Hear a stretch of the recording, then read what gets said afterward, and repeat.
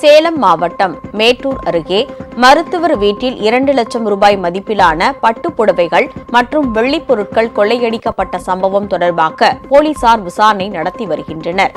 மேட்டூரை அடுத்த சின்னக்காவூர் பகுதியைச் சேர்ந்தவர் மருத்துவர் அபிமன்யு.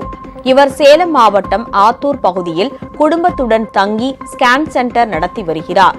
இவருடைய வீட்டின் பூட்டை உடைத்து உள்ளே சென்ற மர்ம நபர்கள் பீரோவில் இருந்த சுமார் 2 லட்சம் மதிப்பிலான விலை உயர்ந்த பட்டு புடவைகள் மற்றும் வெள்ளிப் பொருட்கள் கொள்ளை போனது தெரியவந்தது. இதுகுறித்து மருத்துவர் அபிமன்யு கொடுத்த புகாரின் பேரில் போலீசார் வழக்கு பதிவு செய்து விசாரணை நடத்தி வருகின்றனர். உங்கள் ராஜ் நியூஸ் தொலைக்காட்சியில் திங்கள் முதல் வெள்ளி வரை தினந்தோறும் பிற்பகல் 2 மணிக்கு உங்கள் பகுதியில் உள்ள குறைகளை நேரலையில் தெரிவிக்கும் புகார் பெட்டி நிகழ்ச்சி. பங்கு பெறுங்கள், பயனடையுங்கள், காணத் தவறாதீர்கள்.